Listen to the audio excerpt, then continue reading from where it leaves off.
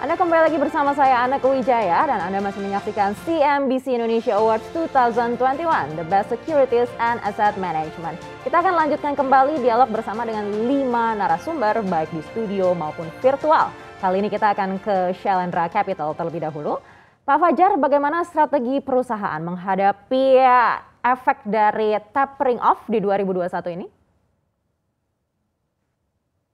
Perusahaan publik atau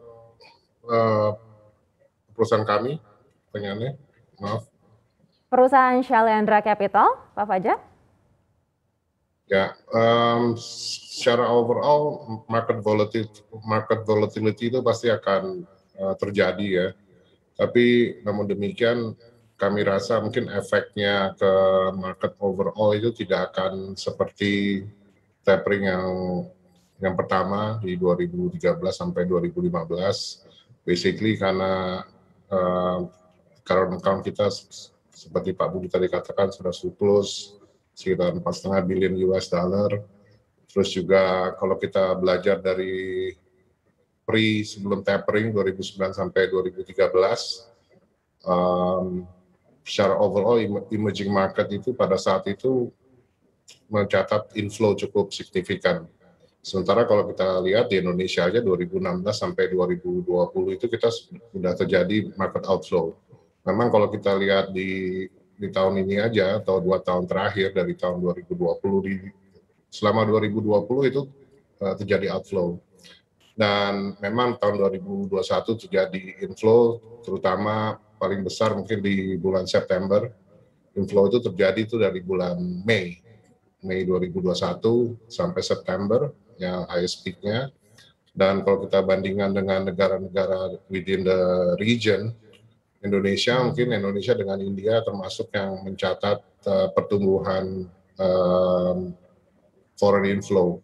Jadi overall kalau kami lihat, yes akan memberikan efek, market akan sedikit volatile, terutama mungkin di semester pertama tahun depan. Asset class equity would be a very challenging for next year. Tapi bisa jadi mungkin tapering efeknya itu akan short lived. Artinya tidak akan memberikan efek yang sangat signifikan karena 2 hal tadi.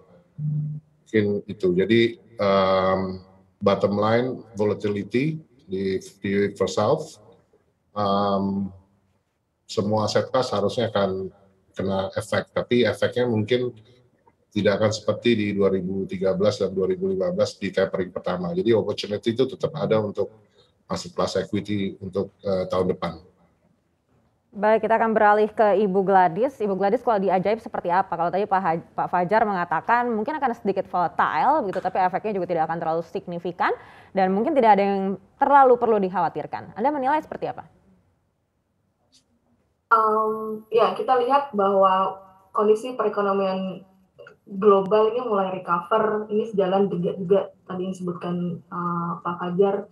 Ini perekonomian domestik juga kita lihat sudah mulai recover ya, dan untuk kedepannya sebenarnya kita nggak pernah tahu apa yang bisa terjadi. Namun kami optimis ya untuk Indonesia juga melihat sentimen ekonomi yang positif ini. Semoga kita semua bisa menjaga nih momentumnya agar kedepannya tetap positif terus gitu. Dan dari data-data perekonomian ya, terutama di sektor konsumsi dan investasi menunjukkan ke arah yang positif gitu. Sehingga kami yang ada di sektor investasi, kami percaya pada kekuatan investor retail karena peluangnya masih sangat besar sekali. Jadi mungkin tidak terlalu memberikan efek ke kami karena kami fokus ke investor retail. Baik, kita akan beralih ke Pak Budi Hikmat. Pak Budi Hikmat, kalau Anda menilai seperti apa? Ini kalau tadi kata Bu Gladys percaya terhadap kekuatan investor retail. Sekali lagi mungkin kalau tapering off seperti yang tadi disampaikan Pak Fajar itu sebetulnya sudah terjadi concern-nya itu di first quarter tahun ini. Ya, yang sekarang sebetulnya bagaimana menyikapi inflasi global ya, dan the Fed sendiri udah let out. Nah, untuk kasus Indonesia sebenarnya yang menariknya ketika global itu terjadi inflasi ya, apakah karena kenaikan misalnya harga energi dan lain-lain, kita itu diuntungkan ya, diuntungkan karena kita punya komoditinya, dan diuntungkan juga ternyata dengan peningkatan komoditi ini menyebabkan pundi-pundi fiskal pemerintah juga membaik, dan itulah sebabnya menyebabkan juga sentimen terhadap SBN juga membaik ya, dan pemerintah sudah meniadakan lelang gitu. Nah, adapun terkait tapering, saya sih selalu ingatkan Tina ya, ini bukan nama gadis cantik, ini there is no alternative. Karena suku bunga tetap aja rendah gitu. Jadi silakan pilih Anda mau tetap di tabungan gitu. Dan ini dilakukan pemberontakan cukup banyak. Jadi karena itulah kita lihat retail ini bangkit karena mereka biasanya hanya di tabungan ya, mulai belajar bisa lewat online dan lain-lain, dan ini suatu hal yang positif. Untuk retail sih menurut saya ini adalah game plan yang game changer boleh dibilang ya ke depan, battleground ya.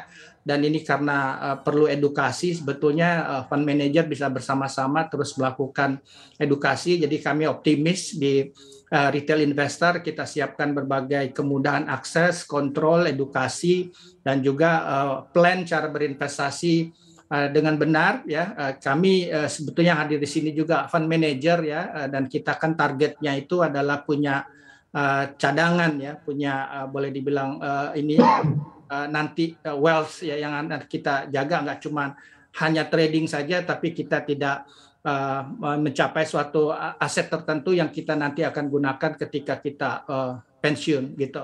Jadi lebih optimis melihat masa depan karena tadi siklus makroekonomi masih berpihak ke Indonesia. Jadi sekali lagi utamakan memikirkan kapan keluar ketimbang kapan masuk. Masuk bisa saja ya setiap saat ya, dan lakukan installment plan gitu. Nah, kita keluar ya, dan itu juga yang menyebabkan kenapa kita punya tragedi ketika tapering off 2013 karena terlalu banyak dosanya kita yang menyebabkan rupiah itu melemah. Kondisi sekarang sangat berbeda.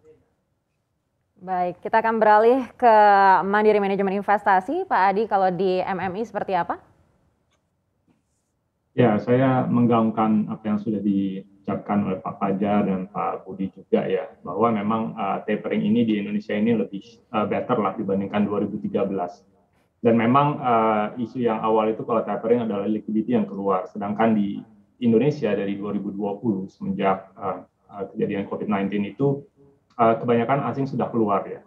Jadi pada saat tapering ini pun kita lihat memang akan menyebabkan sentimen yang negatif, tapi sebenarnya imbasnya ini secara langsung ke Indonesia mungkin kita better off. Dan kondisi ekonomi kita juga yang masih better off juga dengan lower current account deficit, foreign positioning di bond juga cukup rendah, sehingga pressure untuk outflow lebih banyak lagi, lebih rendah, sekarang ada di 20% ya. Terus kemudian secara fiskal defisit juga kelihatannya bisa lebih rendah dari yang ditargetkan karena ada less supply of issuance di kuartal keempat 2021 ini, sehingga pressure di yield ini juga lebih rendah. Kemudian secara forex reserve ini kita juga much higher gitu ya. Ini juga di-drive oleh equity inflow, trade balance, sama global bond, sama loan withdrawal.